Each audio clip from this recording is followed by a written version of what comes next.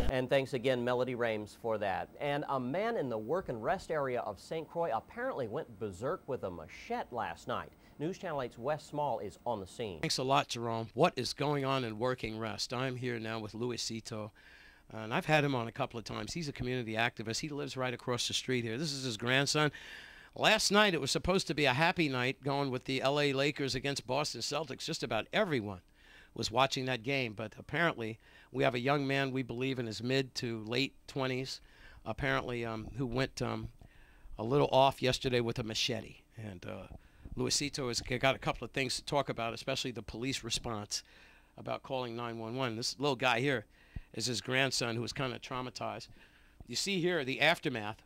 He went on a machete rampage, what leaves now 2 people in the hospital. The suspect is in the hospital because apparently he had to be subdued by neighbors, and he did have a victim apparently in his own family. Luisito, and there's another broken window there. We have blood to show you as well, and a vehicle that was damaged. And as we come over here, we see this Dwayne Wade basketball jersey full of blood. Other areas, we got drippings of blood all over the place down here as well. All right.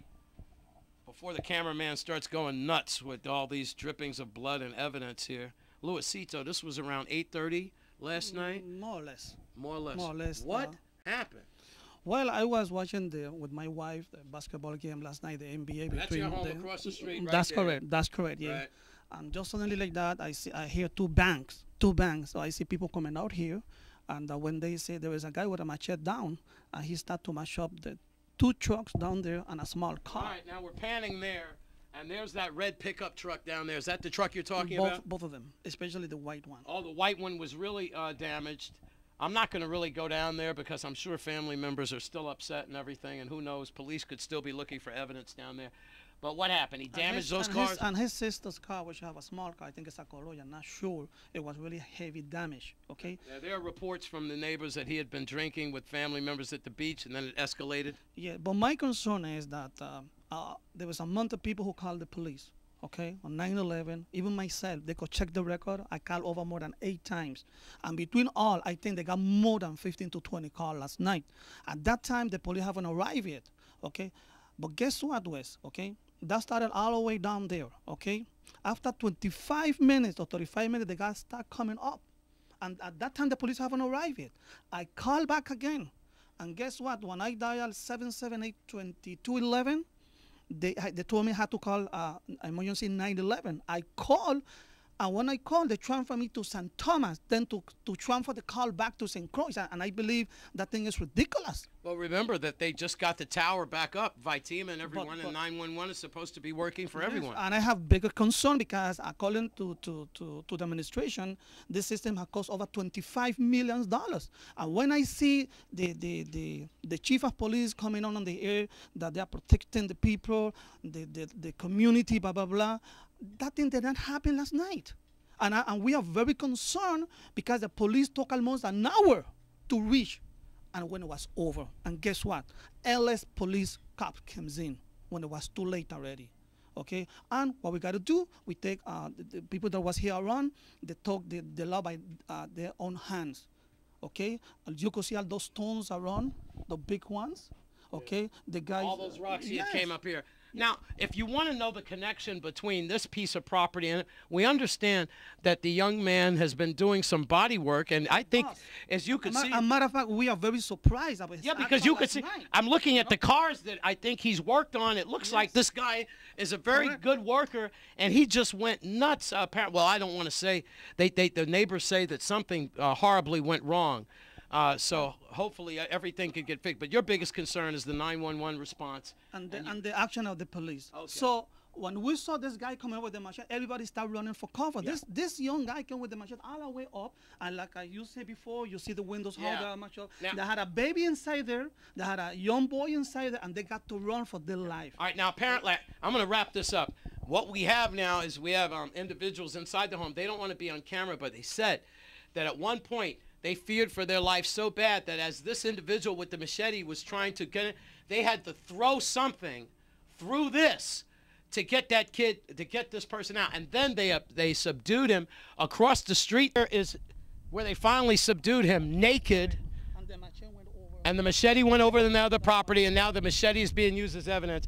But apparently all hell broke loose. He was found here naked right here, and this is the rest of the blood and so forth. We can only hope that that guy gets some help and that 911 response is better, Luisito.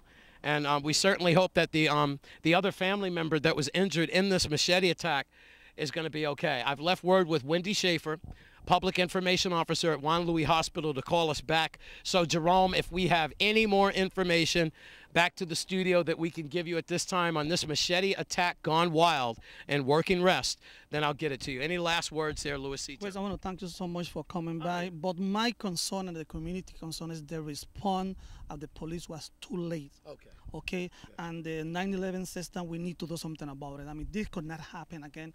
And I am calling on the chief of police, okay, Oakland Benton. We need a report why the police didn't show up on time when so many calls was made. Okay, so we would like to find out exactly what happened. And how long? Because somebody dropped the ball. How long did they take? Oh my God! I will say an hour and 5 minutes. 1 hour. There was people saying an hour and 10 minutes. Others say an hour and 25 minutes. So we definitely know Even over an hour. If you were here last night, you could see the police officer. They were sad. They was shame of what they're seeing. One police officer told me that he don't have no explanation why this thing happened and the police didn't show up in time. So I hope that this is also happen again. All right. Interstate working rest.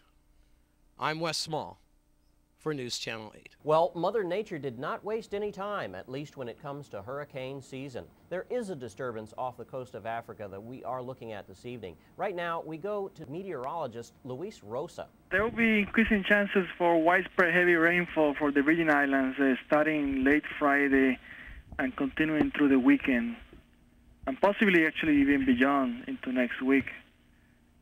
Regardless of whether the disturbance develops into a tropical depression or not, I think the environmental conditions in the upper atmosphere are going to be favorable for heavy rainfall to develop into the area.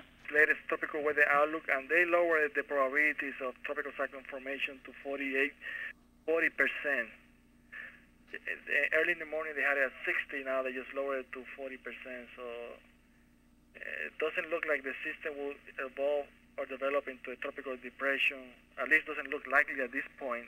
And thanks, Luis Rosa. And I just got off the phone with the National Weather Service. They are informing us that that disturbance has reduced now to a 40% chance of cyclonic activity. And there's a westerly wind shear that is causing the disturbance to move elsewhere. This sounds like good news for us here in the territory. We want to remain prepared. There's also another disturbance behind that one that we want to keep monitoring for. So stay with us here on Channel 8 News. We'll give you information as that information comes in to us. And when we come back from this break, we'll bring you your Caribbean report. Stay with us on Channel 8.